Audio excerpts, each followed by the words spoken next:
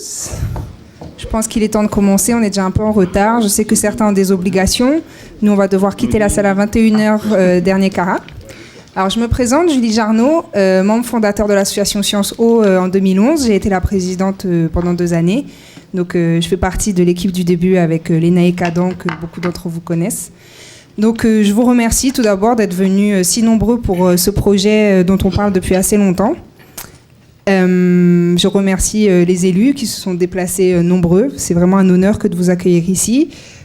Tous les associatifs, la jeunesse, tout le monde. Je remercie aussi toute l'équipe de Sciences O, le bureau. Mélinda Jarco, notre présidente, est ici, donc, qui a soutenu le projet depuis le début. Donc je vais passer la parole à Lénaïque qui va nous présenter un peu la conférence. Si vous voulez en savoir plus sur Sciences O, n'hésitez pas à nous contacter. Donc, comme je vous expliquais, nous on existe depuis 4 ans maintenant.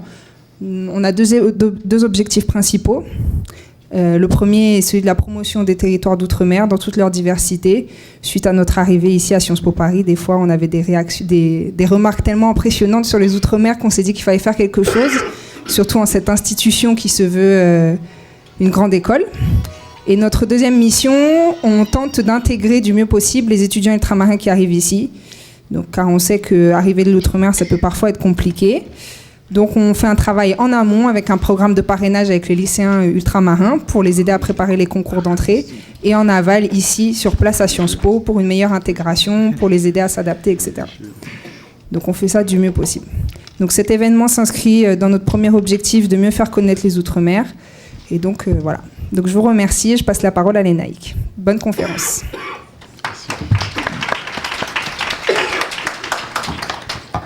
Alors, bonsoir à tous, je suis Lénaïque Adam, je suis membre fondateur de l'association Sciences O, et comme Julie vient de vous présenter l'association, donc je ne vais pas reprendre. Nous sommes très heureux de vous recevoir ici à Sciences Po Paris, et en particulier le conférencier Jean Momou, maître de conférence en histoire des mondes modernes et contemporains à l'Université des Antilles, qui nous honore de sa présence, en dépit de ses engagements ailleurs. Je suis doublement ému, d'une part parce qu'il était mon ancien professeur au lycée de Saint-Laurent-du-Maroni. D'autre part, malgré son statut actuel, il a maintenu sa disponibilité, ses liens forts avec la plupart de ses anciens élèves. Je remercie particulièrement les élus de la Guyane, le sénateur honoraire Georges Otili, le sénateur Antoine Karam, les maires, les adjoints, les conseillers municipaux, les conseillers généraux, sans oublier les directeurs de cabinet et les directeurs généraux des services, d'avoir accepté l'invitation.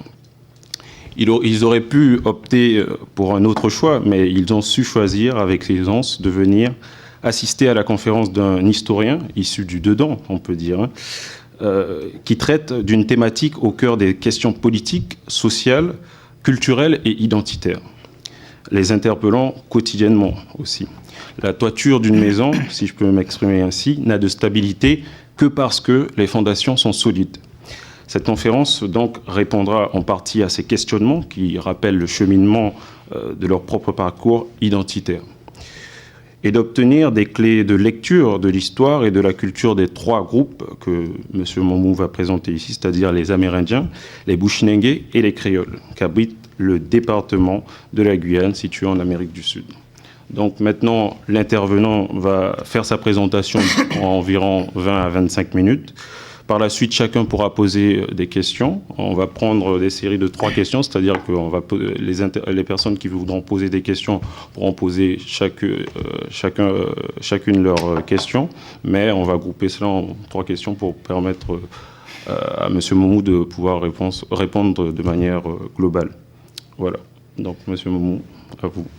Merci beaucoup. Merci à vous tous d'être venus ici nombreux. Merci aux organisateurs de cette rencontre, à l'association Sciences O, mais également à l'université, à l'école de Sciences Po. Voilà, la liste est longue pour pouvoir citer tout le monde. Il ne faut pas nous en vouloir. Mais en tout cas, je suis ému aussi de voir des Guyanais ici présents à l'école de Sciences Po. Voilà, donc nous allons commencer.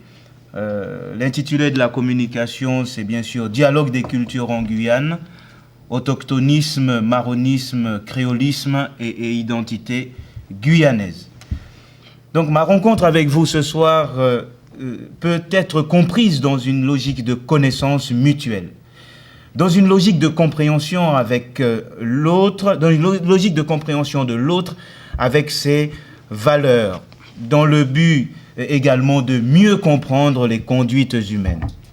Nous avons besoin de connaître non seulement parce que la connaissance en elle-même est une joie, nous dit Tsvetan Todorov dans son livre « La signature humaine », mais parce que les valeurs humanistes qui permettent d'orienter notre action à plus long terme doivent s'appuyer sur les traits constitutifs de l'identité humaine. L'être humain est frappé d'une incomplétude constitutive, je poursuis la citation de Tsvetan, qu'il a besoin des autres pour exister, ne serait-ce pour se reproduire et assurer sa survie comme toutes les autres espèces. Notre rencontre avec vous ce soir se place aussi dans une démarche d'apprendre. Apprendre à être, apprendre à connaître soi-même. Connais-toi toi-même, formule de Socrate, et connaître l'altérité afin d'éviter ce que le philosophe Heidegger appelle l'oubli de l'être. Source de frustration, source de honte, source de travestissement. Et cette quête d'apprentissage de l'autre m'amène à vous présenter ce soir une communication sur les sociétés et cultures de la Guyane française. Ce titre peu accessible à des non-avertis renferme de nombreux aspects que nous tenterons d'élucider au cours de cette conférence. Le dialogue entre les différents groupes qui partagent un même territoire apparaît nécessaire à l'élaboration du sentiment de vivre ensemble et d'appartenance. Un débat qui trouve un champ d'application sur le territoire guyanais, où au moment même où ses habitants donnent l'impression d'entrer en compétition en matière de contrôle du politique, de l'économie, de la culture, et où la question identitaire devient centrale, voire névrotique. Cette démarche est aussi vieille comme la philosophie, est aussi vieille que la philosophie, pour paraphraser Félix Guattari, que nous ne faisons que dissiper les brumes de déjà-vu. Cette question identitaire représente le point d'intersection des sociétés et des cultures qu'abrite la Guyane, et le point d'intersection aussi de toute recherche scientifique, voire littéraire. Devenue quasi obsessionnelle, elle semble définir les rapports entre les habitants de ce département français d'Amérique, un thème qui nous introduit dans l'intimité même de la vie des Guyanais. Le choix des termes autochtonisme, marronisme et créolisme s'explique par le fait que nous mettrons l'accent sur les idéologies qui semblent commander l'imaginaire des groupes socioculturels qui les portent, c'est-à-dire respectivement les Amérindiens, les descendants de Marron-Bushinengue et les créoles des villes du littoral guyanais. Néanmoins, nous ne les plaçons pas dans une perspective, nous plaçons cette recherche dans une perspective historique afin d'éviter de donner un regard trop amérindiano-centré, trop créolo-centré également, ou bushinengo-centré. Le sujet est intéressant, déchaîne les passions parce qu'il pose la question du moi et les autres, parce qu'il pose celle du sentiment d'appartenance au territoire guyanais. Qui est guyanais? Qui ne le serait pas? Un Brésilien, un Français de l'Hexagone, un Hmong, un Chinois, qui aurait vécu plus de 40 ans, voire davantage, est-il guyanais? Et bien sûr, je ne pourrais pas répondre à cette question au regard de la complexité du thème, et ce n'est pas notre objectif. Donc, afin d'éviter toute voie hasardeuse, nous nous appliquerons à faire un constat en circonscrivant notre intervention autour des trois groupes socioculturels, amérindiens, bushinengués et créoles, considérés comme ou perçus comme les premiers habitants de ce territoire, aux histoires, aux cultures, aux langues différentes. Et de mettre en évidence les métamorphoses ainsi que les discordances liées à cette problématique. Voyons comment s'exprime cette question identitaire. Vivre ensemble et ou vivre à part, nous avons là la dialectique identitaire. Les trois artères de l'identité guyanaise, du moins les plus visibles, puisqu'il ne faudrait pas ignorer les autres sociétés et cultures du territoire, qui sont aussi tout aussi importantes et ont toute leur place, nous semble-t-il. Nous pensons bien sûr aux Chinois, aux Brésiliens, aux Hmongs, aux Haïtiens, et leurs mécanismes de fonctionnement nous ont interpellés. D'un côté apparaît, en Guyane, une revendication amérindienne, une revendication identitaire amérindienne, articulée autour d'un autochtonisme affiché, centré d'une part sur le droit légitime d'accès gratuit aux fonciers, dans la mesure où ils ont été les premiers habitants de Guyane, soulignant aussi la perturbation de leur mode de vie en raison de la colonisation, l'effondrement démographique et la logique aussi d'un capitalisme sauvage dans leur lieu de vie. D'autre part, en raison de la déculturation, de la perte des repères et de la non-accession aux fonciers, les Amérindiens tentent de se réapproprier et de reconstruire leur identité culturelle et historique d'avant la politique de francisation qui date au cours des années 1960. Et la réinitialisation du disque dur identitaire amérindien s'exprime depuis 1982. Nous avons des historiens dans la salle, donc dehors du débat, on pourra bien sûr échanger là-dessus. Que dénonçaient les Amérindiens en 1982, surtout l'association des Amérindiens de la Guyane française? Ils dénonçaient l'assimilation qui a commencé en 1944. Ils dénonçaient la créolisation. Ils dénonçaient le regard, disons, péjoratif, condescendant, dont l'Amérindien faisait l'objet dans la société guyanaise. Il dénonçait l'évangélisation, et ici je précise les systèmes des Hmongs, et la scolarisation qui ne respecte pas la culture amérindienne. Et il réclamait des terres légalement reconnues, et avec le soutien de la FOAG, dans un discours prononcé le 9 décembre 1984, à l'occasion du premier congrès des Amérindiens de la Guyane française à Awala et à Limapo, en présence bien sûr des autorités administratives locales, on voyait déjà à travers bien sûr cette revendication, si vous voulez aller plus loin, est publiée dans la revue Ethnie qui leur a été consacrée. Toutefois, cet autochtonisme n'est pas l'apanage de tous les Amérindiens de Guyane. Le discours semble s'être essoufflé au regard des changements socio-économiques, socio-culturels qu'ont connus les sociétés amérindiennes depuis les années 1990. Mais un discours qui se régénère avec la problématique environnementale. À cet autochtonisme amérindien s'ajoute le marronisme bushinengue. La liberté arrachée de la main des Hollandais au XVIIIe siècle et la réussite dans l'élaboration des sociétés marronnes loin du monde colonial confortent leur fierté d'hommes libres qui possèdent leur langue, leurs pratiques culturelles, leurs pratiques cultuelles et qui ont vécu jusqu'à peu près aux années 1960 dans un espace qui était bien circonscrit. Je pense au Bushinengue du Maroni.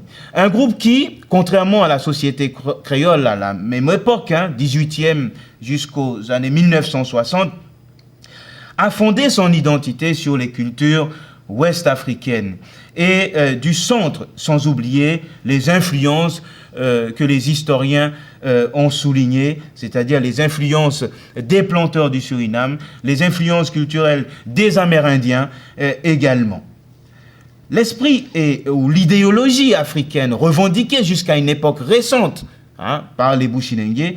Bien sûr, cet esprit ou cette idéologie a tendance à s'affaisser, hein, et cet esprit de la revendication se justifie par le fait que les Bushinengue se considéraient comme des peuples vainqueurs d'un système du système esclavagiste, et du coup ont un certain complexe de supériorité vis-à-vis des Européens, vis-à-vis des créoles de Guyane.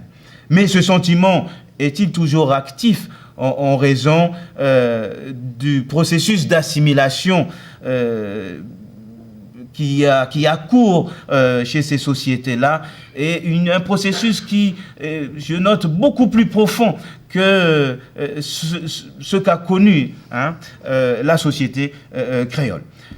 Bien sûr, ces créoles sont perçus par les Bushinengue comme des Bakanengue, c'est-à-dire des nègres blancs, des esclaves qui sont restés dans les habitations en attendant passivement, d'après le récit des Sabimang, leur libération par le colonisateur français. Même si historiquement, et c'est là la nuance est fondamentale, même si historiquement les faits ne se sont pas déroulés forcément de cette façon-là. La situation était beaucoup plus complexe que semblent faire croire certaines affirmations qui restent tout de même infondées à la lecture des sources écrites. Les groupes socioculturels Bushinengue comme amérindiens représentent des sociétés en période de transition.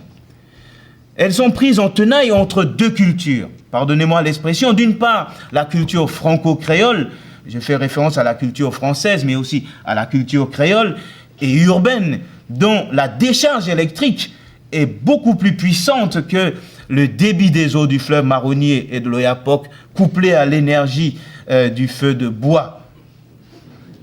D'autre part, leur culture ancestrale leur dicte de préserver cet héritage, ces savoir-faire issus du marronnage, mais aussi de la période esclavagiste. Mais cette opération est bien sûr compliquée et difficile au regard des mutations actuelles. L'exode rural, urbanité à l'intérieur de leur espace de vie, scolarisation, évangélisation, fonctionnariat. Notons que cette volonté d'affirmer, ou du moins de porter leur identité historique sur la scène publique, c'est-à-dire le marronnage, est récente. Elle remonte au début des années 2000. Toutefois, des oppositions, des divisions existent à l'intérieur de ces groupes-là. Lors du débat, on pourra soulever davantage la question. L'autre artère de l'identité guyanaise se structure autour du créolisme, c'est-à-dire la revendication et l'affirmation d'une identité créole, axée sur la langue qui fut jadis rejetée entre, globalement, 1848 jusqu'aux années 1960, au nom de l'assimilation culturelle à la France.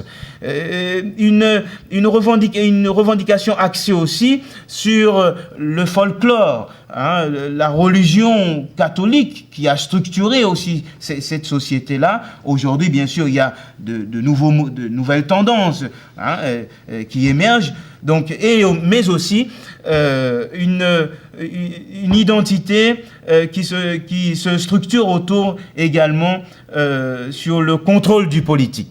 Et là, il y aura débat, je sais. Jadis ouverte, comme l'écrit Marie-Josée Jolivet, aux immigrants hindous de la seconde moitié du 19e siècle, aux Antillais, Saint-Lucien, Martiniquais, Guadeloupéens, aux Antillais, donc Saint-Lucien, au début du XXe siècle, à l'exception d'une période d'antiophobie. Et c'est pas Jean-Paul Momo qui a inventé le mot. En 1910, il y a des textes aux archives départementales de Guyane qui parlent justement comme titre l'antiophobie en Guyane.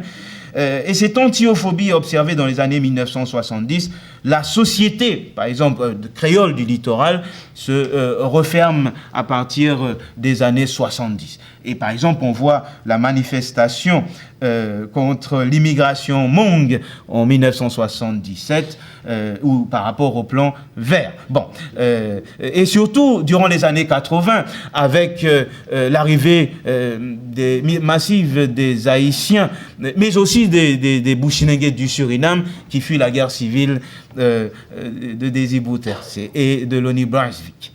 Si dans le discours dominant, les Saint-Luciens, par exemple, sont assimilés à des créoles de Guyane, même s'ils ont eux aussi été victimes de l'exclusion lors des périodes carnavalesques, dans les années 70, et là je cite Serge Mamlamfouk aussi, on les appelait des nègres anglais. Bon, voilà. Ils n'étaient même pas... Alors, ne parlons pas des Haïtiens.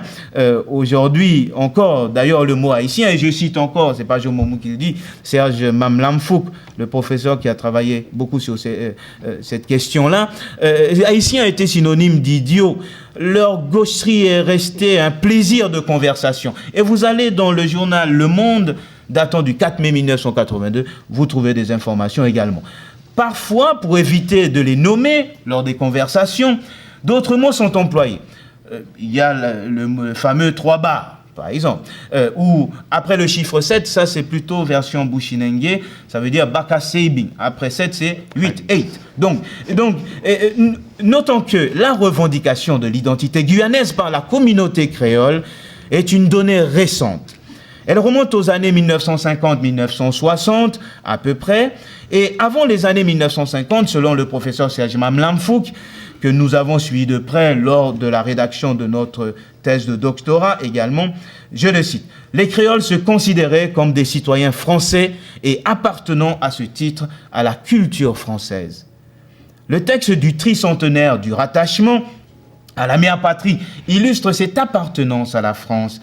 Considérons, je cite ce texte, considérons que la Guyane a reçu depuis plus de 3 siècles une civilisation et une culture purement française, que la population guyanaise a les mêmes mœurs.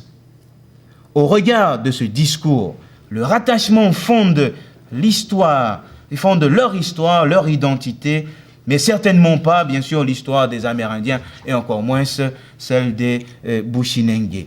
Cependant, des circonstances font naître chez les créoles le sentiment d'une identité guyanaise, le parler créole, le folklore, le rôle des penseurs de la négritude. Bon, citons rapidement Damas.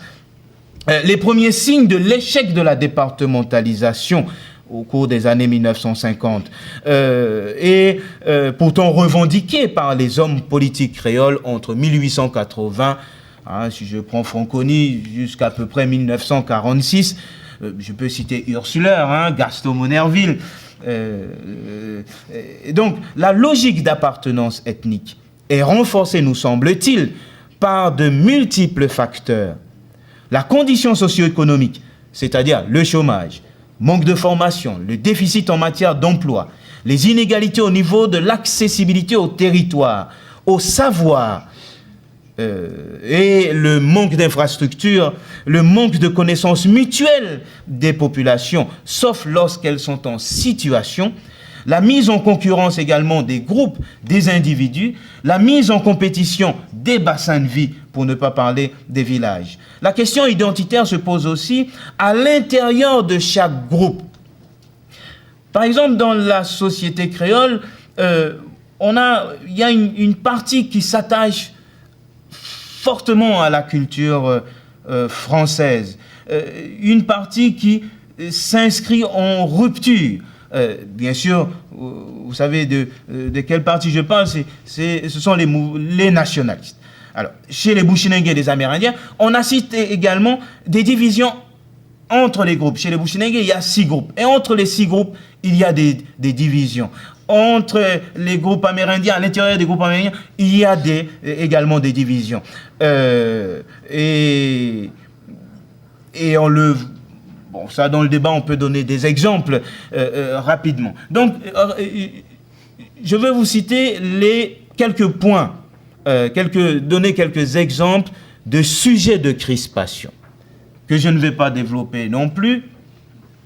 La revendication à l'appartenance ethnique par rapport à l'histoire, à la mémoire et aux pratiques culturelles, à l'histoire sensible de chaque groupe, aux stéréotypes et surtout au poids des préjugés que chacun porte les uns sur les autres, cristallise les positions et désarçonne parfois les rapports entre les trois groupes, sans oublier les allochtones.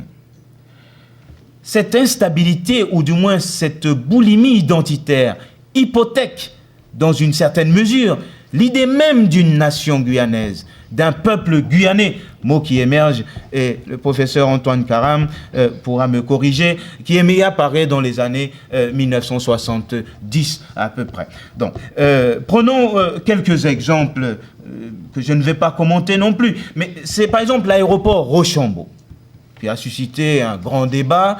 Le président de région actuel, Rodolphe Alexandre, a présenté la biographie du personnage pour dire le Rochambeau tant décrié n'est pas le Rochambeau esclavagiste, mais plutôt le général de l'armée française. Bon, voilà, mais ça a attisé pas la haine, mais en tout cas des divisions entre les groupes qui défendaient, par exemple, un chef amérindien, Cepelou, hein, et l'autre partie qui ne voulait pas Rochambeau, mais l'autre partie essaie de proposer le nom de, pour finir, hein, Félix Seboué. Bon, pour les Amérindiens, pour le côté amérindien, ceux qui étaient contre ce nom, ils disaient, et j'ai des textes, hein, que c'est un choix communautaire. Bon, on peut poser la question aussi du choix de Félix Seboué, qui reste tout de même communautaire, puisque Félix Eboué, un Amérindien ne le connaît pas, hein, ne connaît pas son parcours même, un Bushinengue non plus. Donc si on reste dans ces schémas-là, ça crée tout de même des frustrations. Donc Cepelou est entré dans le carton. Autre exemple, c'est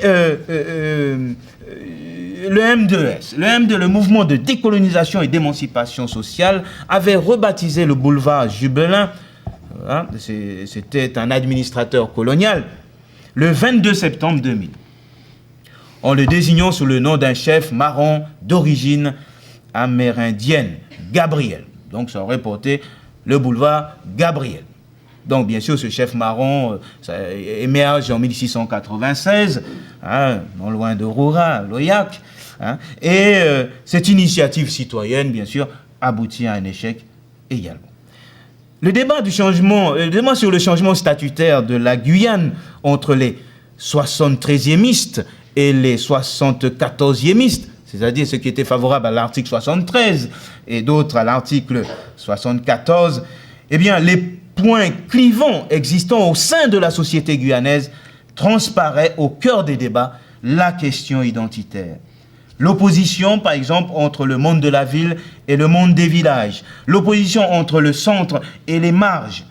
Bon, la plupart des Bushinengue, là on a regardé les chiffres un petit peu, et des Amérindiens de l'intérieur étaient contre l'article 74. Nous disons bien la plupart, hein, bon, affirmons déjà qu'avec l'article 73, ils sont des citoyens de seconde zone. Et ce n'est pas avec l'article 74 qu'ils en auraient davantage. Certains d'entre eux avaient aussi dans leur souvenir l'indépendance du Suriname. Le choix aussi est commandé par cette question du Suriname et la guerre civile qui arrive en 1986, où leur sort, leur situation, leur mode de vie a été chamboulé, entre guillemets. À ce débat statutaire, on évoque aussi le débat, les états généraux des Outre-mer en 2009. Là encore, la question identitaire, quand on lit les rapports, on voit ça. Le drapeau guyanais, drapeau né au cours des années 1960. Bon, 67 avec l'UTG, Union des travailleurs guyanais. Ce drapeau est choisi donc le 22 janvier 2010. S'il y a une erreur de la date, on peut vérifier. Au lendemain de la victoire du non au référendum sur le changement statutaire. Voilà. Donc, alors, ce choix, est-ce que ce choix relève-t-il d'une discussion au préalable avec les populations de la Guyane? Et il y a des élus qui ont posé cette question-là. Hein. Autre thème qui suscite crispation, la commémoration de l'abolition de l'esclavage, je prends la date du 10 juin 2008, s'est déroulée dans l'agglomération cayennaise, 2 types de commémorations qui attirent notre attention. L'une organisée par le nouveau maire de l'époque, Rodolphe Alexandre, l'autre par, disons, l'ancien président de région, Antoine Karam. Quand on regarde ces manifestations, l'une prend le contre-pied de l'autre et inversement. La première, bien sûr, avait pour objectif d'inscrire l'œuvre de la République et des francs-maçons dans le processus abolitionniste, d'où la marche symbolique de la statue de Schellcher à celle de Félix Éboué. Comme si sans l'action de la République, sans l'action des francs-maçons, eh bien, des hommes, des Noirs comme Félix Éboué, auraient du mal peut-être à accéder à ce statut. Bon, avec des guillemets. Hein. Monsieur Georges Otili est là, et il pourra alimenter le débat. L'autre manifestation avait pour objectif d'inscrire l'œuvre des marrons dans le processus abolitionniste, dans la résistance au système esclavagiste. Et là, c'est la statue, bien sûr, des marrons de la liberté. Une statue, bien sûr, qui traduit une certaine ambiguïté aussi. S'agit-il d'un monument pour les marrons bushinengue ou des marrons tout court? Toutefois, ce monument a suscité, bon, plus maintenant, une réaction de la part des Amérindiens. Pourquoi leur dessin se trouve en bas et les Noirs sont sur ce socle? Ça veut dire que les Noirs écrasent encore les Amérindiens. Vous voyez l'interprétation? Or, ce que l'auteur a voulu, l'artiste Lobikonia, qui est Duka, a voulu montrer, c'était simplement pour souligner l'autochtonisme, hein, le peuple premier. Et c'est, en gros, grâce, hein, on peut toujours nuancer, grâce à si les Amérindiens n'étaient pas là, hein, les autres cultures n'auraient pas pu peut-être émerger. Ça, c'est l'interprétation. Mais le débat sera ouvert. Et deuxièmement, mais ce monument me rappelle un peu celui du Suriname, Kwaku, où tous les Bushinengue disent c'est leurs ancêtres. Hein. Les Saramaka, Kwaku, c'est moi. Les Créoles, pareil. Les Djuka, les Boni, c'est leur chef. Ben, finalement, c'était un choix bien pensé. Hein. Donc, il y a de l'unanimité là-dedans. Hein. Mais là encore, alors, autre sujet, il faut que j'aille plus vite. Autre sujet de crispation, c'est la question des langues régionales. La chronologie aussi d'arrivée des occupants du territoire guyanais. Alors, est-ce que ce soit... Bon, les Amérindiens, on sait, il n'y a pas de problème. En revanche, il y a problème entre les Créoles et les Boni. Bon, j'ai dit Boni, mais les Boni sont des Bushinengue. Là encore, pour certains, bien sûr, après les Amérindiens, ce sont les Boni. Mais quand on regarde l'histoire nous donne la réponse. Hein, c'est pas les Boni. Hein, ce sont les Créoles ensuite. Puisqu'il y avait des esclaves en Guyane française. On ne peut pas effacer cette antériorité de la présence créole. Mais on peut comprendre pourquoi les Boni, par exemple, disent qu'ils sont un peu la deuxième nation guyanaise. Bon, dans le débat, on pourra. Alors, la question des danses traditionnelles, par exemple, au baccalauréat, ça aussi, ça a suscité des crispations entre les danses créoles, les danses amérindiennes, les danses bushinengue. J'étais dans la Réunion, donc je sais un petit peu. Comment comprendre cette ankylose identitaire? Autrement dit, les racines de cette discordance identitaire exploitée parfois, osons le dire, politiquement, ou qui sert parfois le politique. Pour comprendre et l'expliquer, nous avons besoin des données de l'histoire. Le complexe, par exemple, de supériorité réciproque, sous-entendu la représentation de l'autre en Guyane. Le décret de 1848, on le sait, remodèle l'espace social des colonies françaises, en instaurant une société d'égalité. Les esclaves obtiennent la citoyenneté française et bénéficient ainsi de tous les droits. Une société, en lisant les textes de la République, on perçoit la volonté d'instaurer une société nouvelle, une société régénérée basée sur le droit commun. La République met en place l'état civil et attribue des anthroponymes aux nouveaux libres. Et cette République préconise, du moins les commissaires de la République, je prends l'exemple de la Martinique, Périnon ou Rostolland, préconisent l'oubli du passé et le pardon. Et que les acteurs politiques, comme les nouveaux libres, mettent en pratique. Une politique d'enfouissement, de refoulement s'installe dès 1848, visible dans l'intérêt que porte la population créole de Guyane, mais aussi de Martinique, de Guadeloupe, et ainsi que la population créole de Guyane, comme celle des Antilles, porte au niveau... désolé. Le regard, donc, cette identité est articulée à partir de l'identité nationale, l'identité française, et cette revendication marque leur appartenance à la nation française. Et pour l'élite coloniale créole guyanaise, ce ne sont pas les valeurs culturelles de l'Afrique, ni l'histoire de l'esclavage qui fondent leur identité, mais celle de la France. Et je reviens sur le discours prononcé lors de la fête du tricentenaire de 1935 que l'ancien sénateur Georges Otili a mis aussi dans son ouvrage sur l'histoire d'une loge, la France équinoxiale, qu'on retrouve aussi dans l'ouvrage sur Gaston Monerville de Rodolphe Alexandre, l'historien Rodolphe Alexandre. Donc, cette fête du tricentenaire du rattachement illustre la volonté des hommes politiques créoles de Guyane de se rallier à la France. Ces hommes, pourtant des Noirs, rejettent l'histoire de l'esclavage comme n'étant pas la leur. Ils fondent leur histoire à partir donc de l'identité française. Les travaux, par exemple, de Marie-Josée Jolivet, ceux qui veulent aller plus loin, de Serge Mamlamfouk rendent bien compte de cette problématique-là. Et l'admiration et le mépris qu'éprouvent les créoles à l'égard des Amérindiens ou des Bushinengue. J'y vais vite. La population créole a une obsession séculaire, obtenir la considération de la France.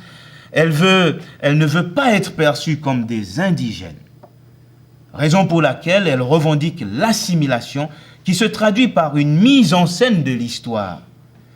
Et cette mise en scène, on peut la voir, on peut l'observer à travers l'onomastique du paysage urbain de Cayenne, enfin de la Guyane, surtout Cayenne par exemple. De la Martinique, on peut retrouver cette mise en scène, de la Guadeloupe également. Que nous révèlent les textes des auteurs créoles de la Guyane de la première moitié du XXe siècle sur la représentation qu'ils se faisaient, par exemple, des Bonis, puisqu'à l'époque, c'était les Bonis et les Sahamaka. Je prends Paul Laporte. Eh bien, Paul Laporte fait une opposition entre les cultures primitives et la culture civilisée. La civilisation étant bien sûr celle de la France. Je peux lire un extrait rapidement de... les Boches et les Bonis, les Boches, on entend bien sûr, ce sont les Djuka, forment deux tribus vivant sur les deux rives du fleuve Maroni. Ces Noirs sont les descendants d'anciens esclaves marrons. Parmi eux se trouvent des hommes qui ont volontairement quitté le milieu civilisé pour essayer de vivre plus à leur aise. Ils sont d'habiles canotiers, pour qui les sots n'ont pas de secret. Leur chef s'appelle le Grand-Mont. Nous sommes en donc 1915 à peu près. À travers cet extrait, on se rend compte que Laporte établit une hiérarchie entre les sociétés civilisées et les tribus, je prends le mot, Boni, Boche, qui ont opté pour la vie sauvage. Je prends le texte de Gabriel Bureau, 1936, officier d'infanterie coloniale. Gabriel Bureau, engagé volontaire de la Première Guerre mondiale, et aussi accède au grade de capitaine. Il était attaché au cabinet de Gaston Monerville en 1937. Voici ce qu'il disait à propos des Amérindiens et des Bonis en 1936. À l'origine, la Guyane, comme toute l'Amérique, était peuplée d'Indiens.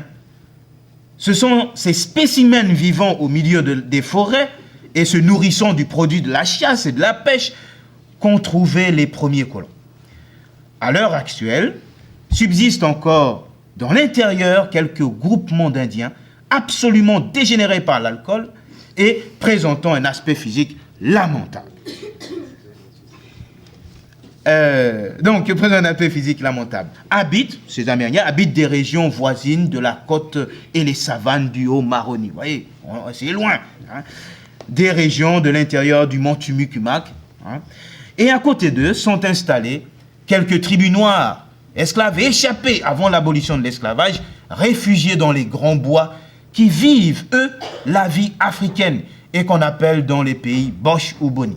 Ces deux éléments, indiens purs et Boni, constituent une infime fraction de la population guyanaise, environ 1800 à 2000 individus. Je finis. La vraie population guyanaise est formée par les créoles qui, eux, ne sont pas une race, mais un mélange de races. En eux se retrouve l'Indien, l'Africain, l'Européen et même l'Asiatique. Cette population dont l'assimilation est complète est celle sur laquelle repose la vie économique et sociale de la colonie. Vous prenez le livre de Capitaine Bureau, vous avez l'intégralité de la citation. Il évoque deux sociétés, deux modes de vie comme Laporte, l'une assimilée, l'autre assimilée, civilisée, urbaine, l'autre qui représente la société créole, hein, et qui vit à la manière française, l'autre sauvage, primitive, c'est-à-dire les Amérindiens et les Bushinengués. Opposition géographique, opposition de la ville, et en même temps, autre élément, toutefois, cette représentation dépréciative dont fait l'objet les Bushinengués n'est pas l'apanage de toute l'élite créole. Je cite Léon Gontran Damas. Je peux évoquer également le roman Atipa, Alfred Parépou, qui quand même, dans les années 1880, reste le premier à regarder les peuples de l'intérieur d'une autre manière. Et à travers les populations Bushinengué du Maroni, il critique l'assimilation des sociétés créoles. Je cite également Léon Gontran Damas, dans son ouvrage Retour de Guyane, où on a des éléments qui touchent à ces populations.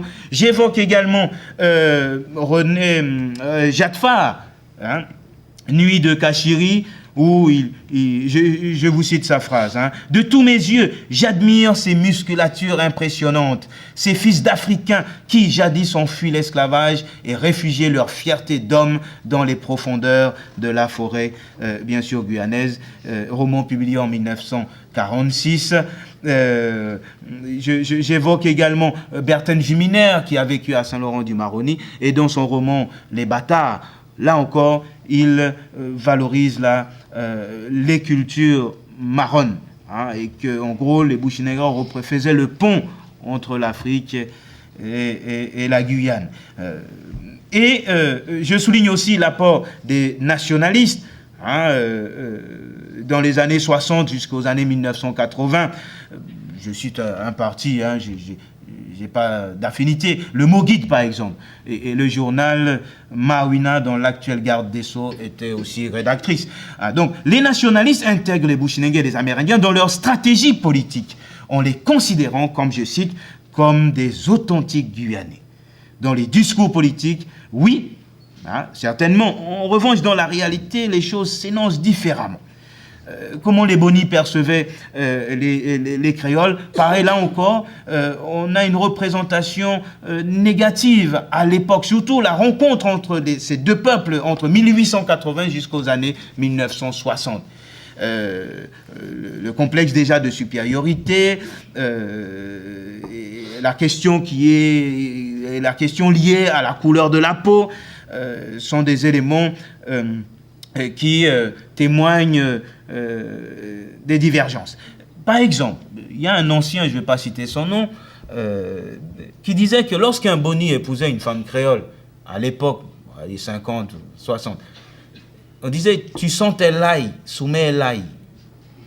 Parce que l'ail entre dans les préparations culinaires. La femme créole, c'est ça, elle fait à manger avec l'ail. Or, la femme Bushinengué au départ utilisait l'ail pour les pratiques cultuelles. Hein, donc là aussi, ce sont des expressions qui ne sont pas intéressantes, mais il faut resituer ça dans le contexte. Et j'ai un tableau que j'ai essayé d'effectuer en interrogeant à la fois les Sabimans et en interrogeant les Sabimans de la société créole. Pourquoi, si un Boni épouse une femme créole, quelles sont les questions qu'on se pose, etc. Et inversement. Donc, et quand on regarde ce tableau, c'est clair, les deux groupes n'auraient pas pu tellement... la fraternisation sexuelle, il y a eu du mal au départ. Bon, en revanche, ceci ne signifie pas qu'il n'y a pas eu de relations intimes. Autre élément, c'est l'histoire de la Guyane, la distribution spatiale de la Guyane et des groupes, la politique d'intégration et... Quelqu'un parle? Excusez-moi, Monsieur Momou. On finit. Si on peut... Je finis. Donc, de quelle manière a été pensée la politique d'intégration? Bien sûr, c'est par la voie de la créolisation dès 1880. Pour intégrer les Bushinengue, il fallait emprunter la voie de la créolisation, par la voie également de la francisation, et beaucoup d'hommes tels que Justin Cataillé voulaient cette voie-là. Également Hector Rivierez, il parlait de tribus spéciales et que la France doit éduquer ses enfants restés en marge. Le rapport également par rapport à l'histoire. Chaque groupe a un rapport différent par rapport à cette histoire-là. Et au-delà des divisions, encore 2 minutes, au-delà des divisions, des sujets de crispation, qu'on peut relever ici et là, les 3 groupes socioculturels sont en mouvement. Et par conséquent, ce sont des groupes qui sont dans l'histoire. Et le visage de la société guyanaise contemporaine en est la traduction. Et je cite Souleymane Bachir, « La rencontre avec l'autre est une négociation permanente. » Et ça, ces groupes, à des moments donnés, ont su emprunter cette voie-là. Là où le bas blesse, c'est lorsqu'un groupe cherche à imposer ses valeurs, ses critères. Disons, pour être guyanais, il faut correspondre à tels critères. Je conclus. Je prends une citation de Franck Etienne. « Nous vivons dans une époque innommable. Pour étayer nos souvenirs, nous devrions parler à nous-mêmes, à chaque carrefour. Le questionnement nécessaire dépend du sens et de la signification de l'interrogation que l'on veut porter sur soi et sur ce que nous étions, sur ce que nous sommes et sur ce que nous espérons devenir et sur notre altérité. La conférence de ce soir ne relève pas d'un ressenti. Et c'est là aussi la grande difficulté pour un chercheur d'être à la fois un chercheur du dedans, et vous l'avez souligné, cher Lénaïque, car je suis Bushinengue franco-guyanais, et d'être au cœur d'un thème que je traite, et en même temps d'être en mesure de prendre la distance nécessaire pour interroger notre société, notre propre histoire, notre parcours identitaire qui est multiple. Et cette identité multiple, commune à tout individu, à tout groupe, ne doit pas se poser en tant que problème, mais en tant qu'atout. L'une des fonctions de l'histoire-science est de mieux comprendre, d'expliquer les conduites humaines, afin d'éviter la tactique de l'anguille, j'avance, je recule, afin d'éviter de faire du surplace existentiel. L'école des Annales nous disait, à travers l'école des Annales, disait, les historiens de l'école des Annales avaient un credo. Le passé, bien sûr, qui est cette boussole qui révèle qui nous sommes, d'où nous venons et où nous allons. Si le passé possède un droit sur nous, ce n'est ni d'être ressuscité, ni d'être plaint, ni d'être vengé, mais d'être compris le plus complètement possible. Comme je l'écrivais dans mon livre publié l'année dernière, la connaissance du passé des peuples qui habitent en Guyane est nécessaire pour bâtir une société fondée sur des rapports plus positifs, mieux équilibrés et sur l'égale légitimité de toutes les cultures. L'identité guyanaise, toujours en construction, nécessite que nous fassions un travail sur nous-mêmes, en démêlant non seulement les nœuds légués par l'histoire, en décolonisant nos imaginaires, tous instrumentalisables, mais en décentrant également le regard, passer du particulier à l'universel, pour éloigner de nos frontières l'ethnocentrisme naïf, pour permettre à la Guyane d'être forte et unie dans sa diversité, comme disait le président de région. Merci.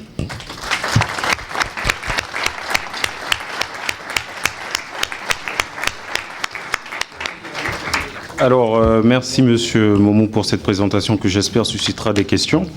Je vais passer directement aux questions, puisque comme on a un peu dépassé, et donc directement les questions s'il y en a.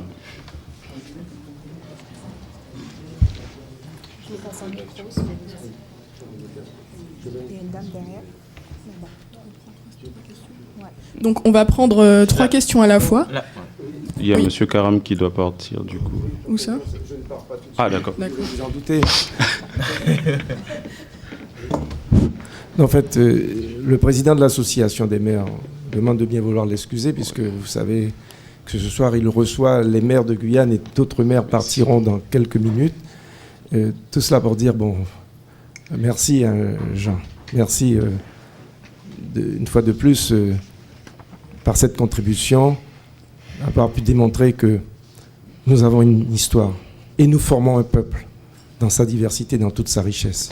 C'est le plus important. Alors naturellement, je ne vais pas reprendre un certain nombre de points évoqués, et Jean est un provocateur, il l'a fait plusieurs fois, je l'ai ressenti, notamment, mais je ne vais pas revenir sur ce qui s'est passé le 10 juin 2008, lorsque nous avons j'ai inauguré la statue des Marrons de la Liberté, pendant qu'il y avait une contre-manifestation paternaliste où Victor Schellcher, pour qui j'ai beaucoup de respect, continuait à garder de façon paternaliste le jeune esclave qui était à demi nu, alors que lui était habillé avec une redingote et bien habillé, mais c'est encore une autre période. Si on ne peut pas comparer ces périodes, ce que je veux dire, c'est, et j'en parlais avec Georges Ottilie, le sénateur honoraire, il y a quelques minutes, tout cela plaide, et tu le sais, pour que nous puissions ouvrir le département d'histoire et de géographie très rapidement d'ici l'année prochaine en Guyane, parce que s'il y a un pays qui a une histoire, c'est bien la Guyane. Nous sommes un pays et nous sommes un peuple qui avons une vraie et grande histoire. Cette histoire qui suscite aujourd'hui cette volonté, et ça je prends la casquette du politique maintenant, de pouvoir mettre en place ce qu'on a envie de faire depuis si longtemps, une communauté de destin. Cette fameuse communauté de destin du vouloir vivre ensemble pour construire une nation dans le futur, à l'image d'autres pays qui ont montré la voie et qui nécessitent aujourd'hui que nous puissions approfondir ces réflexions à partir de commentaires, plutôt de conférences qui ont été faites. Et merci aux jeunes de Sciences Politiques, Sciences O, d'avoir pris cette initiative. Et je pense que c'est la première pierre qui vient d'être posée aujourd'hui. Et cela suscitera d'autres conférences ou d'autres débats, parce que la Guyane mérite aujourd'hui d'être connue et reconnue pour ce qu'elle apporte. Et ce qu'elle apporte pour elle-même d'abord, à la France et à l'Europe. On est au cœur du débat dans un continent qui s'appelle l'Amérique du Sud. Notre avenir, notre futur est en grande partie lié à notre intégration sur notre continent. Je ne vais pas aller plus loin, sinon demain matin, je serai encore avec vous. Merci, monsieur le sénateur. On avait une question au fond, et puis madame aussi. Oui. Oui, bonsoir. D'accord, oui. Alors, Chris Chaumette, conseiller municipal à Saint-Laurent-du-Maroni, en Guyane française. Bigiodi, faut les baras, les naïcs, en jambe, en tant que fiou. Juste pour dire que, après voilà, cette relation d'histoire, je reste un peu sur ma faim et je me permets même de rêver. Rêver de la guyanité. Rêver qu'un être humain, dans son parcours, d'abord de sa naissance, il est identifié tout de suite après à un service d'état civil de sa commune de naissance et apprend sa culture avec ses parents. Cet enfant qui grandit avec sa culture, ne s'appelle jamais guyanais. Il n'ose pas le dire. Il s'identifie toujours à sa culture. Il est bushinengue, il est amérindien, ou il est créole, ou il est haïtien, ou il est brésilien. Lorsque nous faisons le parallèle avec nos voisins dom-tom, il n'y a pas que des Noirs, il y a des personnes issues de la culture indienne, et eux parlent d'une seule voix. Ils sont martiniquais ou sont guadeloupéens. Alors je rêve, et tout simplement j'attends demain. J'attends demain parce que je suis un homme d'action, je suis un homme pressé. Il est temps qu'aujourd'hui, tout comme on peut rencontrer un Noir à Paris qui se revendique d'être parisien, qu'aujourd'hui, que nous parlons d'une seule voix, qu'on se dise qu'on est guyanais. Voilà. Merci, monsieur. Et puis de toute façon, oui, la Guadeloupe, pareil, mais les Indiens, Kouli, hein, parce que quand on dit Indien, on pense aux Amérindiens, ont eu du mal aussi à connaître l'intégration. Ça s'est fait, vraiment, pour ne pas donner, ça s'est fait, les 50 dernières années à peu près. Mais ça a été dur. Le vocabulaire qui était utilisé pour les désigner, c'était aussi terrible. Bon, mais maintenant, ce sont des grands chefs d'entreprise. Donc même si le Guadeloupéen lambda ne veut pas, il est obligé aussi. Mais c'est tout ça le travail sur le terrain. Merci. Oui. Oui, bonsoir. Donc merci beaucoup pour votre contribution. Moi, j'aurais une question assez courte. En fait, je me demandais, voilà, quand on parle de la Guyane, on parle toujours de groupes ethniques, donc créoles, amérindiens et bushinengue. Mais je me demandais si on ne pouvait pas articuler ce niveau d'analyse avec celui de la classe sociale, et si on ne pouvait pas essayer de parler aussi en termes, donc, selon une grille de lecture beaucoup plus universelle pour le coup, des différences de classes qui existent et qui peuvent en partie ou pas recouper des différences ethniques. Donc comment on pourrait articuler en fait les analyses? Oui, mais on va peut-être attendre d'en prendre plusieurs. Très belle question. Oui. On va prendre trois questions. D'accord. C'est Madame. Oui, d'accord. Ok, je vous remercie. Je connais très mal la Guyane, mais je connais bien le Kenya. Et ça m'a énormément intéressé, cette présentation, pas ethnique, c'est parce que je connais un petit peu l'histoire de la Guyane, de la Martinique, de la Guadeloupe, donc je vois bien ce qui se passe. Je trouve très intéressant votre orientation d'études, parce que le fait de faire remonter les préjugés et de les faire parler, ça les enlève du silence.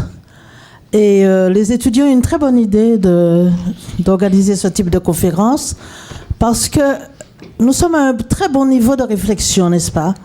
Donc ça nous permet d'avoir des éléments pour travailler, d'abord, pour réfléchir, et surtout pour casser les préjugés, il faut les faire monter, les faire parler comme vous faites, les dire, ne pas vous gêner, parler de toutes les facettes de ces préjugés.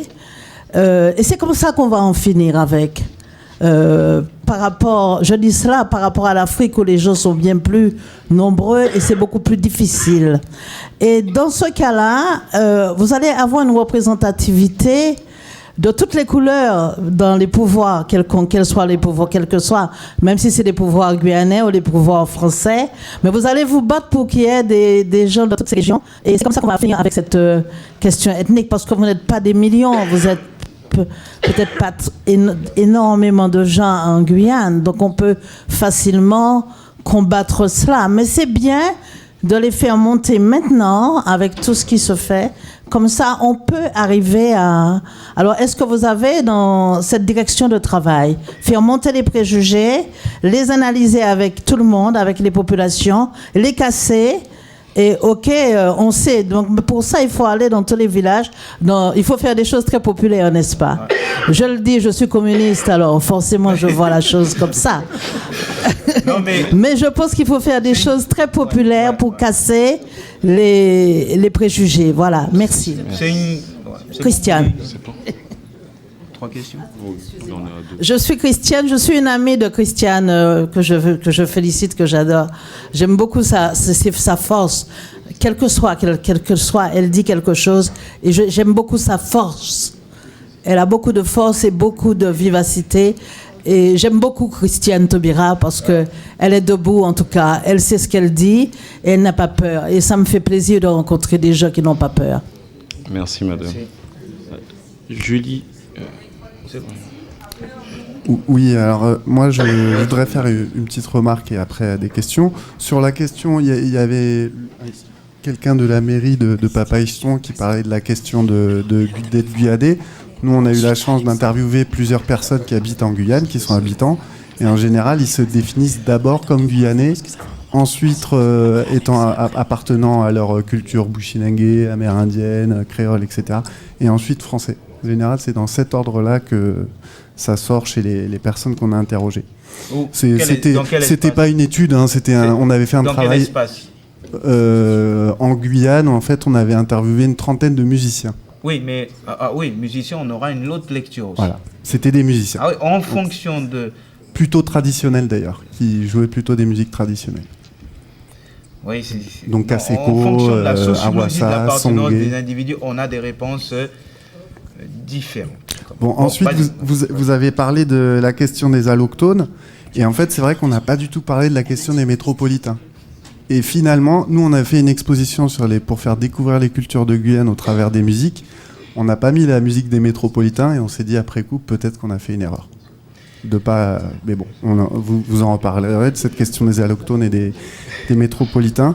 Et en dernier, moi, j'ai une question sur la question comment les cultures locales arrivent à trouver des interstices dans les institutions pour pouvoir revendiquer leur langue, leur culture. Donc c'est une question qui relève les aides en langue maternelle qui sont à l'école. Je sais qu'à l'IUFM, il y a eu des cours en Guyane, il y a eu des cours en rapport avec la culture guyanaise qui ont été mis en place pour les professeurs qui passaient le concours. Enfin, qui ont passé le concours plutôt. Donc il y a des avancées, mais j'aimerais bien qu'on en dise un peu plus et à quel point l'institution française a fait des avancées ou des reculades par rapport à cette question des cultures autochtones qui sont primordiales, à mon sens. Voilà, alors... Et c'était David Crochet de l'association Chercheurs d'autres.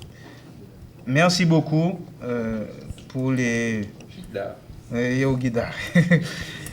Guidon Soda. Alors, pour la question de classe sociale, là encore, c'est pas non plus évident d'employer cette terminologie-là. Parce que qui dit classe sociale, soit on communise la situation, on donne une lecture très socialiste des choses, et qui dit, ça évoque également la même hiérarchie, et qui débouche sur d'autres méthodes d'action et les résultats peuvent être différents aussi. Donc, on peut l'utiliser à condition de justifier son usage. Groupe socio-culturel, là encore, ça fait neutre. Tu emploies communauté par rapport à la France, c'est gênant. Donc, des fois, même les mots qu'on importe rendent difficile aussi l'appréciation réelle de notre objet d'étude. Bon, on peut en discuter, mais... Alors, en ce qui concerne... pour l'exemple de ce qui s'est passé en Afrique, c'est vrai, il faut faire ce travail de terrain, parler avec les gens, les politiques jouent aussi un rôle. L'école, je me souviens encore... quand j'avais eu Elena Icadon en classe et même Socia Romaric, on avait fait un tableau sur comment on se perçoit en Guyane. Et le tableau, ce qui sortait, donc les élèves disaient vraiment, un Haïtien, c'est ça, un Bushinengue, c'est ça, les métropolitains, c'est ça. Et quand on voit le tableau, c'est noir. Je dis, avec ça, on pourra vivre ensemble? C'est pas possible. Donc, vous voyez, c'est un travail à faire, c'est un travail. Mais je pense qu'il faut qu'on fasse ça. Pour ne pas entraîner ces sociétés-là dont la difficulté. Alors, en ce qui concerne au niveau des des hexagonaux, hein, parce que vous m'attendez au tournant. Donc, des hexagonaux, c'est pas évident, c'est vrai. Il y a une chercheuse qui a travaillé un petit peu sur cette problématique-là. Son nom m'échappe. C'est vrai, ils forment un groupe aussi en Guyane. Bon, c'est vrai, la différence par rapport à d'autres territoires, c'est que l'élément blanc, entre guillemets, de l'époque coloniale n'existe, je parle sous vos contrôles aussi, n'existe pratiquement plus en Guyane. Tandis qu'aux Antilles, en l'occurrence les Béquiers, ça rappelle cette époque-là. Donc, parler, oui, des sociétés, des hexagonaux, des Français d'hexagone, oui, on peut. On aura une autre lecture des choses et on n'oublie pas que seule la langue française joue le rôle de passerelle, finalement, entre les différentes cultures de Guyane. Hein. Donc, c'est un élément qui n'est pas à exclure. Hein. Ensuite, la question des langues régionales, difficulté aussi, il ne faut pas oublier la République, au nom de son universalité, son indivisibilité, a nié les particularismes régionaux. Bon, aujourd'hui, les choses ont vraiment changé. Hein. Les langues régionales sont acceptées, mais même dans les langues régionales, il y a problème aussi. Parce que quand on parle de langue régionale en Guyane, bon, je suis désolé, il faut qu'on se parle. Hein, bon, c'est la langue créole. Le Bushinengue, bon, hein, l'amérindien également. Donc ça aussi, c'est un travail. D'ailleurs, il me semble, je parle sous le contrôle, j'ai parlé avec quelqu'un tout à l'heure, les ILM, on risque de les enlever. Les ILM, ce sont les interventions en langue maternelle, qui jouent un rôle, c'est-à-dire apprendre l'enfant Bushinengue ou l'enfant amérindien à structurer sa pensée dans sa langue, et en même temps on passe au français, et ça permet de mieux parler. Hein. Moi, je n'ai pas bénéficié de ça, j'ai appris la langue française sur le tas à l'école. Hein. Donc, c'est difficile, mais bon, voilà, je pense que je ne peux pas aller plus loin, mais en tout cas, il y a beaucoup de choses à faire. Voilà. Je pose la prochaine question. On avait 3 personnes. Tu fasses Merci. Bonsoir. Merci beaucoup, Monsieur Jean Momou, pour cette présentation très, très intéressante. Alors, je suis maître de conférence en didactique des langues et des cultures. Donc, ma question va être assez longue. Donc, vous avez le regard de l'historien. Vous êtes un chercheur qui inscrit sa recherche dans une approche épistémique, comme vous le dites. C'est-à-dire que vous voulez prendre de la distance par rapport à cet objet d'étude, puisque vous avez ce regard du dedans. Ma question est la suivante. À l'ère de la mondialisation des échanges, du processus d'assimilation dont vous avez parlé, quels sont aujourd'hui, selon vous, les autres critères d'identification à cette identité guyanaise en cours, autre que le critère communautaire? Deuxième question. Vous avez intitulé donc votre conférence « Le dialogue des cultures ». L'entendez-vous au sens d'un dialogue interculturel? Merci. Je prends une deuxième question, monsieur. Oui. Bonsoir à tous, Alex Popo, membre de Sciences Po et originaire de Saint-Laurent-du-Maroni. Donc j'aurais 2 questions qui, selon moi, s'articuleront sur les 2 fléaux qui ont en Guyane, qui sont l'éducation et la question de l'or. Donc d'abord l'éducation, il faut savoir à Saint-Laurent-du-Maroni, je ne suis jamais allé à l'école l'après-midi en primaire, alors qu'à Cayenne, ils allaient à l'école l'après-midi en primaire. J'aimerais savoir pourquoi. Combien de demi-journées ça fait dans toute une classe de primaire. Encore aussi pour dire qu'il y a 1500 élèves qui ont eu leur brevet, qui n'ont pas eu de place au lycée. Combien de ces gens seront stigmatisés comme étant des assistés plus tard? Maintenant, ma question de l'or, c'est pour savoir pourquoi à chaque fois on se concentre sur les Amérindiens et aussi les Brésiliens, disons qui sont les Brésiliens qui pillent et que ce sont les Amérindiens seulement qui se font contaminer. À savoir, ils ont 4 fois la norme autorisée par l'EMS de taux de mercure dans le sang. Il y a 10 tonnes de mercure qui partent chaque année de la Guyane et qui vont au Brésil et au Suriname. Et j'aimerais savoir, dommage que quelques élus soient partis, qu'est-ce qu'il faut faire, puisqu'on dit que ce sont seulement les Amérindiens qui sont touchés, alors que je suis sûr que tous les Guyanais qui sont ici, on a mangé du poisson, de la viande de bois, on va à la crique, etc. etc. Donc, pourquoi ce ne sont seulement les Amérindiens sur qui on fait les tests? Et aussi la question d'éducation en Guyane qui n'est pas très développée, et ça il faut le dire clairement. Monsieur Moumou ici présent, Lénaïque Adam, moi-même et quelques membres de l'association, nous étions au lycée 2 et les conditions pour travailler n'étaient pas du tout mises en place. Donc voilà. Ma question sur l'éducation et la question de l'ordre. Ok, alors... Lénaïque, tu poses la 3e question si tu le souhaites. Oui, pose. Alors, à vous entendre, l'histoire ne peut pas unir la population guyanaise. Chaque groupe a sa langue, chaque groupe a ses pratiques culturelles. Donc, pour vous, qu'est-ce qui peut vraiment fédérer en Guyane? Quel élément qui peut fédérer la population guyanaise, les Guyanais en général? Alors, bon, en ce qui concerne culture singulière et mondialisation, c'est impossible d'apporter une réponse succincte, mais vraiment exacte à ça. C'est pas possible, d'autant plus je ne suis pas spécialiste de la mondialisation, mais ce qu'on constate, c'est que cette mondialisation gomme tout ce qui, tous les particularismes culturels. Assigne à résidence ceux qui n'ont pas les moyens, et d'où des réactions anti-mondialistes et anti-mondialisation, et un livre écrit par Emmanuel Todd, L'illusion économique, et c'est sur la stagnation de l'économie des sociétés développées. Il démontre effectivement, c'est pas évident pour les sociétés en marge, qui ont un savoir, qui ont une culture traditionnelle, entre guillemets, de résister face à la mondialisation. Et aujourd'hui, de toute façon, derrière cette mondialisation, c'est l'américanisation ou occidentalisation du monde.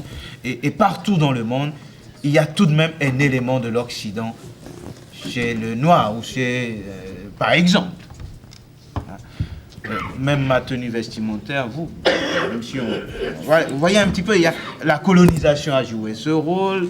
Et aujourd'hui, ceux qui véhiculent le savoir et qui s'imposent aux sociétés, la télévision, c'est la culture des sociétés occidentales qui est véhiculée. Donc il y a le processus d'imitation, même si on ne ressemble à rien, parfois en s'habillant, en imitant ce qui se passe à la télé, mais on le met quand même, parce qu'on se sent bon. Hein? Autre élément, et je suis désolé de ne pas pouvoir développer plus, c'est très compliqué. Hein? Vous m'avez flingué en plein vol. Hein? Donc c'est un peu difficile, et même si on rame à contre-courant, c'est un peu difficile. Et quand on regarde la notion du développement durable, qui pour moi c'est un moyen encore de contrôler les savoirs, enfin, les cultures qui avaient résisté peut-être jusque-là à la mondialisation. Parce que derrière le bio, pourquoi le bio est plus cher finalement, si on veut préserver la planète? Est-ce que ce n'est pas un moyen de mieux vendre encore? Je ne sais pas, je pose la question, je ne suis pas spécialiste du sujet, hein, mais bon, ça m'interpelle. Donc justement, les sociétés traditionnelles retrouvent leurs vertus, hein, le savoir au niveau des plantes, mais en même temps, ça pose des problèmes au niveau de la redistribution au niveau de redistribution des profits, la question des partages. Bref, alors, deuxième question, l'éducation. Monsieur Alex Popo, et là, c'est vraiment des sujets brûlants. Hein, c'est un peu explosif. C'est pas possible. Là, en 2 minutes, en 3 minutes, je ne pourrais pas apporter les réponses attendues. Néanmoins, la question de l'éducation est un gros problème en Guyane. Et ça, lors d'une contribution que le recteur m'avait demandé, j'ai donné plus ou moins mon point de vue sur la question de l'éducation. Et il y a beaucoup de choses à faire. D'ailleurs, Libération, je crois, non, je ne sais plus quel média qui a publié un texte sur les enfants non scolarisés. C'est Libération. Sur les enfants non scolarisés du fleuve Maroni. Alors, ils vont dire c'est du bricolage, on a menti sur les chiffres. Bon, mais néanmoins, il y a un véritable problème. Et aussi bien à Cayenne aussi, hein, c'est pas uniquement sur le fleuve chez les Amérindiens. Alors, en ce qui concerne la question aurifère, là encore, sujet explosif. Les élus il y a des élus ici, hein, et dans leur commune on exploite l'or. Ils travaillent en collaboration avec les autorités coutumières. On peut trouver des solutions. C'est vrai, on a cherché des infos sur les Amérindiens, on n'a pas cherché sur les créoles. Bon, ça, je ne suis pas aux commandes, donc je ne sais pas. Peut-être ils ont voulu cibler les sociétés les plus concernées à ce moment-là.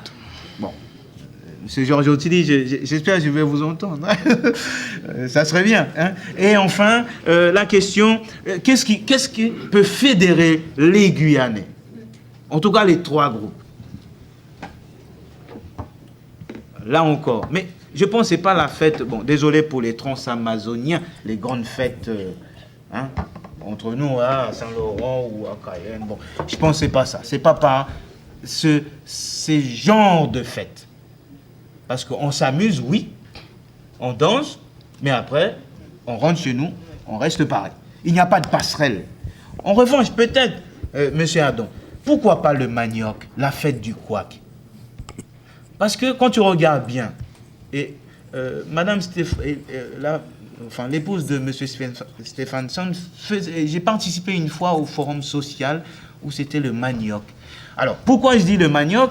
Les Bushinengue pratiquent ce manioc, font du couac, les créoles également, les Amérindiens. Si on prend ces trois groupes-là, on sait que les outils utilisés pour fabriquer le couac, les noms du moins, sont d'origine amérindienne. La plupart. Et ce savoir-faire, on l'a pris chez les Amérindiens. La fabrication du couac, même si ça va embêter certains bonis, bon, je suis désolé, on a appris le couac. J'ai pas dit faire cassave, à pas ça maudit. Hein. C'est faire le couac, c'est... Et j'ai fait une enquête, j'ai fait une recherche, je n'ai pas fini, hein. Mais ça vient des créoles.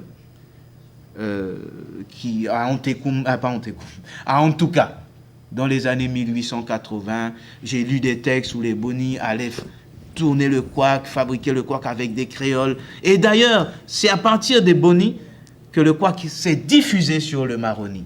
Les Djuka du Haut-Maroni, du Tapanaoni ne consommaient pas le couac. D'ailleurs, même encore aujourd'hui, les Sahamaka ne consomment pas ça.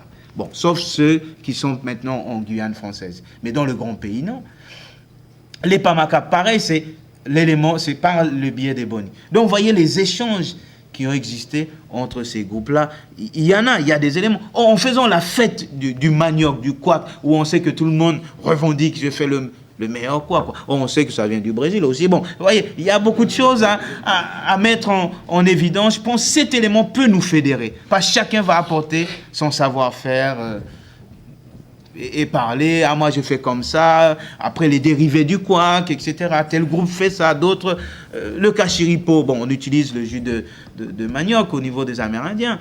D'autres vont dire c'est le kachiri, la boisson énergisante. Hein? Eh bien, j'ai connu des gens, Berk, c'est quoi ça? Oh, je te donne le vin, même si c'est pas bon. Hein. C'est très bon. Bon, on voyait un peu, il y a celui qui boit le rhum. Comment nous appelons en Guadeloupe? En romier. Bon. C'est comme si le vin, ça fait partie. C'est encore mieux quand même, tu vois, par rapport à la bouteille de rhum. Donc, il y a des éléments comme ça, des exemples types, hein, pour voir qu'on peut relativiser les choses. Je bois du vin, c'est très bon. Je bois du rhum aussi, c'est très bon. Je bois du kachiri, bon, c'est vrai, on peut ne pas aimer, mais je n'ai pas exprimé ce regard-là. Parce que le roquefort, ça sent fort, mais quand même, tu le manges. N'est-ce pas? Hein? Bon, voilà. Je lis le sénateur. Oui. Donc on va Et juste... mes camarades Bushney, il faut poser des questions, c'est pas aller dans Facebook pour me flinguer, je vais répondre. Hein. Alors, je suis désolée, on manque de temps, donc je propose qu'on prenne votre question, madame, et Oui, il y a l'interlocution du monsieur le sénateur. Et je suis désolée pour les autres participants, on va devoir clôturer.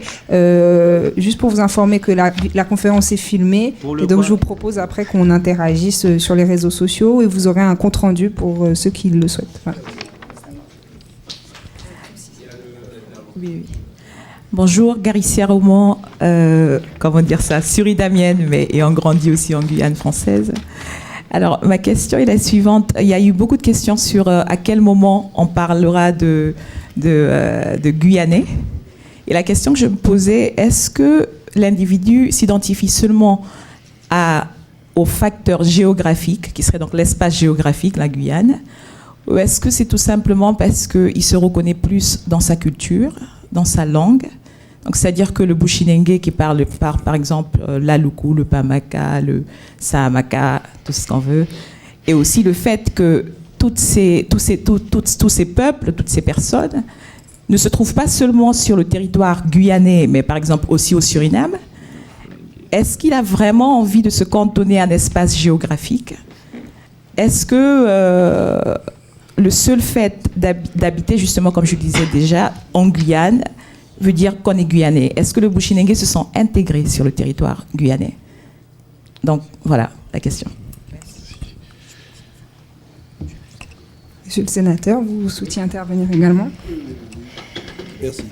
Bien, je voudrais d'abord remercier Jean Momou de nous avoir donné l'occasion de porter ce soir quelques réflexions sur ce qu'est non pas la société créole ou la société bushinengue ou la société amérindienne, mais disons plutôt la société créole ou alors la société guyanaise tout court. Je suis guyanais pourquoi? Parce que j'ai une histoire, parce que j'ai une terre, parce que j'ai une langue, et que je dois répondre à la question essentielle pour moi, que je constitue une nation. Et mon nationalisme me pousse à dire aujourd'hui que la Guyane est le pays des fractures. Fractures physiques. Sur le plan de la géographie, nous avons des fleuves à traverser, nous avons des régions différentes. Nous avons la région des savanes, dont je suis issu, la région du fleuve, la région de l'est de la vallée de l'Oyapock. Cette série de régions me donne donc l'occasion de dire que la Guyane est le pays de la fracture. De la fracture culturelle. La culture qui est devenue aujourd'hui la culture créole, parce qu'elle s'est fabriquée au cours des ans, depuis l'abolition de l'esclavage, par le colonisateur, ou le descendant de ce mélange de blanc et noir, et d'amérindiens et blancs, d'amérindiens et créoles, ont donné ce produit que nous sommes aujourd'hui, et qui constitue la créolité, sinon la culture créole. Et puis il y a l'amérindien, qui se dit être le peuple premier, mais qui lui aussi a évolué tellement que lorsque je l'entends à la télévision dans une interview, il parle un français excellent, qui n'est pas celui de petit créole qui parle son français sans accent. Et par voie de conséquence, nous pouvons dire que comment arriver à rentrer dans le concept d'une identité, une identité guyanaise. Alors il faudra répondre à la question, à mon avis, du national. On ne peut pas écarter non plus le fait que la culture française a laissé largement sur le territoire guyanais aussi bien le créole, le bushinengue et l'amérindien. Mais mon problème aujourd'hui, c'est que le bushinengue, l'amérindien et le créole, il est minoritaire sur sa terre de Guyane aujourd'hui. Il a la communauté haïtienne est importante. La communauté brésilienne est importante. La communauté chinoise a stagné, mais elle est aussi importante. Et la communauté européenne, qui est là aussi, est un poids important sur l'appartenance à ce territoire. Et c'est là la difficulté. Mais ce qui est encore plus difficile, c'est que les descendants de ces communautés, lorsque vous les rencontrez, vous dites « Tu es Guyanais ?» « Oui, mais d'origine haïtienne. »« Tu es Guyanais ?» « Oui, mais d'origine brésilienne. »« Tu es Guyanais ?» « Oui, mais de Bretagne. »« Tu es Guyanais ?» « Oui. » Alors, ma question est la suivante, et que je leur dis à chaque fois, qui t'ont est Guyanais? Parce que moi, quand on me pose la question, oui, je suis Guyanais. Et je suis même irako-boyen. D'où une nuance que l'on peut pouvoir dire à l'intérieur de notre société guyanaise, mais c'est un problème très difficile. Alors aujourd'hui, je regarde un peu les petits sportifs. Et je disais au président Tariaf de l'athlétisme que lorsque un petit Haïtien qui est dans son équipe et qu'il va être le premier à gagner le 100 mètres, il veut faire comme les grands, mettre le drapeau et faire son tour de piste. On lui donne 2 drapeaux, le drapeau guyanais, on en a parlé, on lui donne le drapeau français. Mais pour ne pas avoir de problème, il prend le drapeau français, j'ai dit.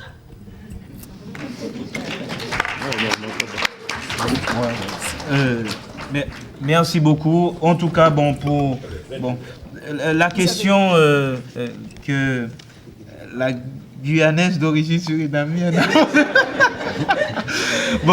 a posé, effectivement, il y a plusieurs façons de se définir. Hein. C'est très difficile. L'identité d'un individu est multiple. En fonction des endroits, on s'adapte. Hein. Et vous avez évoqué un petit peu cette question-là, c'est le statut politique de la Guyane. C'est vrai, un département français au sein de la République, bon, ça peut poser, mais bon, il y a du travail à fournir également hein, pour pouvoir constituer cette identité guyanaise, puisque d'autres sociétés d'autres pays connaissent le multiculturalisme, et il me semble qu'ils sortent pas mal. Je prends l'exemple du Suriname, un petit peu à côté, au niveau des partis politiques. Voilà. Définition de... Alors, avec la mondialisation, ça se complique encore. Hein? Il y a d'autres influences qui participent au formatage de l'esprit d'un jeune. Mais on le voit lors des danses, lors des soirées. Lorsqu'on met les danses très... Frankie, tout le monde, les jeunes, dès qu'on met du compas, les jeunes sont derrière, les anciens devant, etc. Bon, mais bon, c'est toute une négociation permanente. Ouais, j'aime bien cette image, même si l'image est bien. Lorsqu'on rencontre une personne pour la première fois, un homme rencontre une femme pour la première fois, au début, ça ne va pas. On cherche des terrains, on négocie des terrains pour pouvoir, je parle au niveau d'un homme, pour pouvoir l'avoir, attirer son regard. Une fois c'est fait, on vit ensemble. Pareil là, c'est une négociation permanente. Sinon, c'est le conflit tout le temps. Hein? Et donc ça, il y a du travail encore. La Guyane est un territoire jeune et son histoire l'est également. Donc il y a un processus. Monsieur le sénateur, vous définissez comme Guyanais, mais il y a un processus qui s'est mis en place par vous également. Par vous. Vous avez fait un travail sur vous-même quand même, 1950. Si on prend les années 50 jusqu'aux années 80, on a largement le temps de muter, enfin de transformer sa pensée, son raisonnement, etc. C'est pas évident. Et tous les Bouchinengues qui sont ici, ils sont à Paris, on leur pose « Qui êtes-vous » Qu'est-ce qu'ils disent? « Je suis Guyanais ». Parce qu'il dit Boni, il faut expliquer, mais ça vient, ce sont des populations qui ont marronné, enfin, c'est un peu compliqué. Et enfin, pareil pour l'Amérindien, mais en Guyane, on se définit par rapport à son appartenance ethnique, entre guillemets. Voilà. Merci, M. Momou. Alors, Madame veut parler rapidement. On va faire très vite parce que M. l'appariteur va nous chasser, sinon. Et je vous préviens, ici, il chasse vraiment. Allez-y, Madame. Ça va aller? Je suis contente d'être ici et j'ai entendu ce que vous avez dit de la Guyane. Mais j'aimerais au départ, il me semble qu'on oublie quelque chose. Le territoire de Linini qui fait partie du plateau de Manoa. J'aimerais simplement avoir un petit détail. C'est un rappel de l'école que je vous demande. Merci. Merci. Alors oui, j'avais prévu de parler du territoire de Linini, mais j'ai zappé, parce que j'avais pris trop de temps sur un passage. Alors, le territoire de Linini, territoire créé en 1930 jusqu'en 1969, c'était un territoire qui avait pour objectif le développement. L'objectif, c'était ça, mieux développer l'intérieur du territoire. Il y avait cet objectif-là. Et en même temps, préservation également, parce que ça a permis à ces populations de préserver leur culture, leur façon de vivre, etc. Mais dans le fond, et Gérard Tabouillot, qui a fait une excellente thèse sur cette problématique-là, le territoire de Linini et les populations traditionnelles, donc ça n'a pas apporté les résultats attendus. Et le Conseil général ne pouvait pas supporter que son territoire puisse être scindé en deux parties. D'ailleurs, le littoral était réduit, tandis que l'intérieur était immense. Pareil pour le parc naturel, le parc amazonien. Le territoire avait posé problème. Bon, maintenant, ça va. Mais ça avait créé des problèmes. Et en 1969, c'est la municipalisation de l'axe fluvial Maroni et de l'Oyapock. Les sociétés bushinengue et amérindiennes ont pu élire des maires, des représentants, etc. Et voilà, en gros, je ne peux pas entrer trop dans le détail, mais ce territoire de Linini, peut-être, si ils avaient poussé jusqu'au bout, peut-être s'il n'y avait pas la guerre, je ne sais pas, on aurait pu penser à un développement différent. Néanmoins, ça a ralenti peut-être le processus de développement du territoire Guyane. Nuance, hein. Voilà.